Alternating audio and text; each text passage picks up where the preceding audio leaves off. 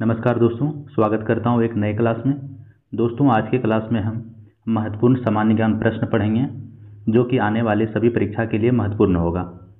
आप किसी भी एग्जाम का तैयारी कर रहे हैं, सभी के लिए यह क्लास महत्वपूर्ण होने वाला है। चलिए देखिए, हमारा पहला प्रश्न है, राष्ट्रगीत किस उपन्यास से लिया गया है।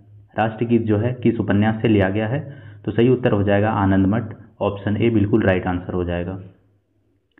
चलिए अब अगला प्रश्न देखते हैं।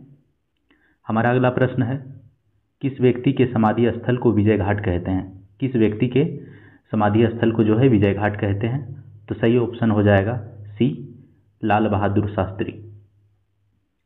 चलिए अब अगला प्रश्न देखते हैं। हमारा अगला प्रश्न है, प्रथम बार जवाहरलाल नेहरू कांग्रेस पार्टी के अध्यक्ष किस वर्ष चुने गए थे। सही उत्तर हो जाएगा 1929 को। ऑप्शन ए बिल्कुल राइट आंसर हो जाएगा। चलिए अब अगला प्रश्न देखते हैं। अगला प्रश्न है, झांसी की रानी के तौर पर कौन प्रसिद्ध है। झांसी की रानी से कौन फेमस है, तो सही उत्तर हो जाएगा लक्ष्मीबाई। ऑप्शन डी बिल्कुल राइट आंसर हो जाएगा। चलिए अब अगला प्रश्न देखते हैं। हमारा अगला प्रश्न है, ब्रिटिश शासन के विरुद्ध कांग्रेस ने किस वर्ष असहयोग आंदोलन प्रारंभ किया। तो इसका सही उत्तर हो जाएगा ऑप्शन ए 1920 को। ऑप्शन ए बिल्कुल राइट आंसर हो जाएगा। चलिए अब अगला प्रश्न देखते हैं। अगला प्रश्न है, मैकमोहन रेखा भारत के किस देश के बीच सीमा रेखा है। सही उत्तर हो जाएगा ऑप्शन डी चीन। चीन जो है सही उत्तर हो जाएगा। ऑप्शन डी बिल्कुल राइट आंसर हो जाएगा। चलिए अब अगला प्रश्न देखते हैं। हमारा अगला प्रश्न है, सतपुड़ा पर्वत श्रृंखला ताप्ती तथा किस नदी के बीच स्थित है। तो इसका सही उत्तर हो जाएगा option A Narmada. Option A बिल्कुल राइट आंसर हो जाएगा। चलिए अब अगला प्रश्न देखते हैं। अगला प्रश्न है, माउंट एवरेस्ट की ऊंचाई लगभग कितनी है। माउंट एवरेस्ट की जो है ऊंचाई लगभग कितनी है, तो इसका सही उत्तर हो जाएगा 8,850 मीटर। इसका जो है एक्यूरेट लंबाई 8,848.86 मीटर है। इसको याद रखिएगा, वास्तविक जो है इसकी ऊंचाई यही है। चलिए अब अगला प्रश्न देखते हैं। अगला प्रश्न है, तलचर कोयले की खान कहाँ है। तलचर कोयले की खान कहाँ है, तो इसका सही उत्तर हो जाएगा ऑप्शन सी उड़ीसा। उड़ीसा में जो है तलचर कोयले की खान है। ऑप्शन सी बिल्कुल राइट आंसर हो जाएगा। चलिए अब अगला प्रश्न देखते हैं। अगला प्रश्न है, उस प्रथम ग्रह का नाम क्या है जिसके बारे में खोज ने बताया कि वहां 2 सूर्योदय होते हैं। तो इसका सही उत्तर हो जाएगा केपलर 16 बी। ऑप्शन डी बिल्कुल राइट आंसर हो जाएगा। यहाँ पे जो है 2 सूर्योदय होते हैं। चलिए अब अगला प्रश्न देखते हैं। जनजाति संथाल किस राज्य में नहीं है। जनजाति जो है संथाल वो जो है किस राज्य में नहीं है, तो इसका सही उत्तर हो जाएगा ऑप्शन ए असम। असम में जो है संथाल जनजाति नहीं है। चलिए अब अगला प्रश्न देखते हैं।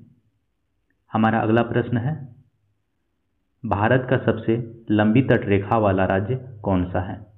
तो इसका सही उत्तर हो जाएगा ऑप्शन सी गुजरात। गुजरात जो है सबसे लंबी तटरेखा वाला राज्य है। ऑप्शन सी बिल्कुल राइट आंसर हो जाएगा।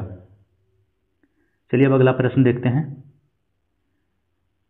झारखंड के उत्तर में कौन सा स्थित राज्य है। तो इसका सही उत्तर हो जाएगा ऑप्शन बी बिहार। बिहार जो है इसके उत्तर में स्थित है। चलिए अब अगला प्रश्न देखते हैं। हमारा अगला प्रश्न है, केसर का मुख्य उत्पादक राज्य कौन सा है। केसर का जो है मुख्य उत्पादक राज्य कौन सा है, तो सही उत्तर हो जाएगा जम्मू और कश्मीर। और जम्मू कश्मीर में ही केवल केसर का उत्पादन होता है, इसको भी याद रखिएगा। हमारा अगला प्रश्न है, किस कोयले में कार्बन की मात्रा अधिकतम होती है। किस कोयले में जो है कार्बन की मात्रा सबसे अधिकतम होती है, तो इसका सही उत्तर हो जाएगा ऑप्शन डी एंथ्रासाइट। और याद रखिएगा एंथ्रासाइड में 94 से 98 तक कार्बन का मात्रा होता है, और जो है यह सबसे उत्तम कोटि की कोयले होती है।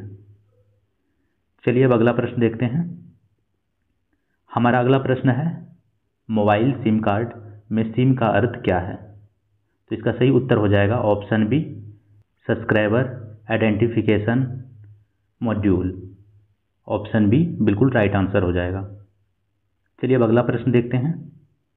हमारा अगला प्रश्न है निम्नलिखित में से कौन सा बाहरी पिंड शाम या रात्रि में आकाश में अधिक चमकता है? तो इसका सही उत्तर हो जाएगा ऑप्शन डी शुक्र। ऑप्शन डी बिल्कुल राइट आंसर हो जाएगा। चलिए अब अगला प्रश्न देखते हैं। अगला प्रश्न है समुद्री शीतल पवन बहती है, तो इसका सही उत्तर हो जाएगा ऑप्शन बी दिन में समुद्र से भूमि की ओर। ऑप्शन बी बिल्कुल राइट आंसर हो जाएगा। चलिए अब अगला प्रश्न देखते हैं। हमारा अगला प्रश्न है यदि एक पेंडुलम से दोलन करने वाली घड़ी को पृथ्वी से चंद्रमा पर ले जाएं तो घड़ी होगी क्या होगी? तो इसका सही उत्तर हो जाएगा ऑप्शन ए सुस्त। ऑप्शन ए बिल्कुल राइट आंसर हो जाएगा। चलिए अब अगला प्रश्न देखते हैं। हमारा अगला प्रश्न है मनुष्य के नेत्र में रेटिना पर प्रतिबिंब बनता है, तो किस प्रकार का प्रतिबिंब बनता है? तो इसका सही उत्तर हो जाएगा ऑप्शन डी वास्तविक तथा उल्टा। और याद रखिएगा मानव के जो है नेत्र में उत्तल लेंस होता है। चलिए अब अगला प्रश्न देखते हैं।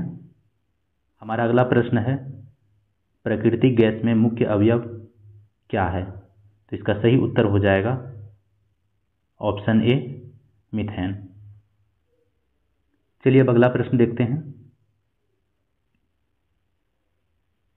हमारा अगला प्रश्न है पौधों में क्लोरोफिल बनाने के लिए कौन सा तत्व सहायक होता है? तो इसका सही उत्तर हो जाएगा मैग्नीशियम। ऑप्शन बी बिल्कुल राइट आंसर हो जाएगा। चलिए अब अगला प्रश्न देखते हैं। हमारा अगला प्रश्न है वह तापमान जिस पर सेंटीग्रेड और फ़ारेनहाइट थर्मामीटर की रीडिंग एक समान होती है, तो इसका सही उत्तर हो जाएगा -40 डिग्री।